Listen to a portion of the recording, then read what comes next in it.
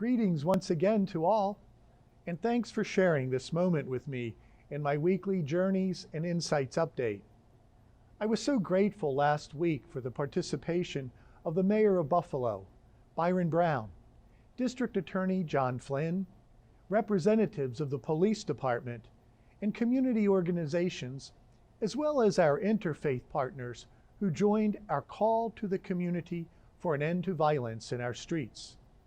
This was an important and necessary gathering in our common plea for an end to the senseless violence we have experienced here in Buffalo and throughout Western New York in recent days.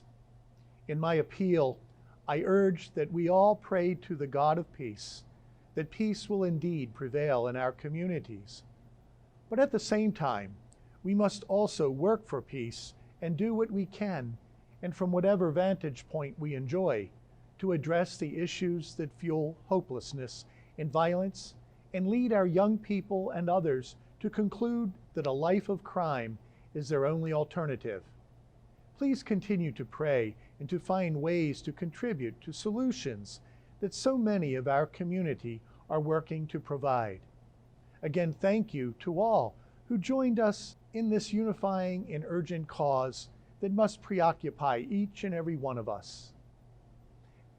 This past Sunday, we celebrated World Day of Grandparents and the Elderly, which Pope Francis established just this past January.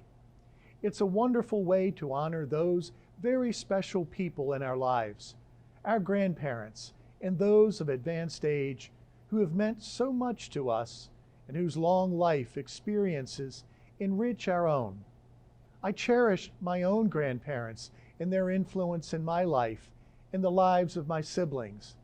I lived with my grandmother for 11 years. They were wonderful years.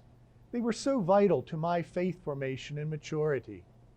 I consider myself very blessed to have had their influence for as long as I did, and really believe that I am the person I am because of their great love, constant example of faith, and profound influence.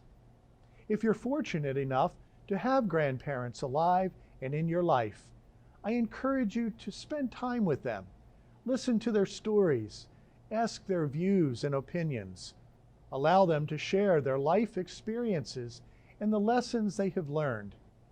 I promise you'll treasure those moments and forever hold in your mind and heart what they have to say and reveal, as well as the insights you will gain from simple conversation and quality time spent together.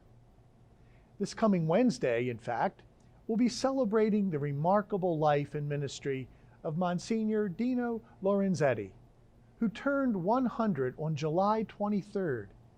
Monsignor has now been retired for a quarter of a century, though he continues to assist at St. John the Baptist in Kenmore, as well as St. Martha Parish in Depew. Throughout his long and esteemed ministry, he served in 8 different parishes, as well as serving as the head of the Diocesan Department of Family Life. Monsignor Lorzentti was born when Warren Harding was president, and Charlie Chaplin was in his prime as America's favorite actor. He also was alive for the papacies of both Benedict XV, who reigned as Pope from 1914 to 1922, as well as Benedict XVI, whose papacy ended with the election of Pope Francis in 2013.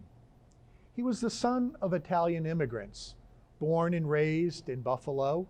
He served in the Army Air Corps, which dispatched him to Africa and Italy during World War II, where he served as a stenographer with the 312th Depot Repair Squadron.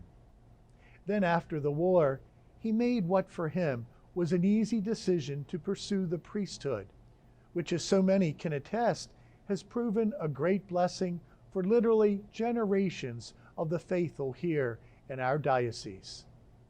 We give thanks to the Lord for his long and devoted life of ministry. As the book of Proverbs asserts, long life is the reward of the righteous. Gray hair is a glorious crown. Thank you, Monsignor Lorzentti, for your wonderful example, for your untiring commitment to serve so many and for so long, and for the ways in which your continued ministry inspires your brother priests and me as we also seek to reflect Christ to others.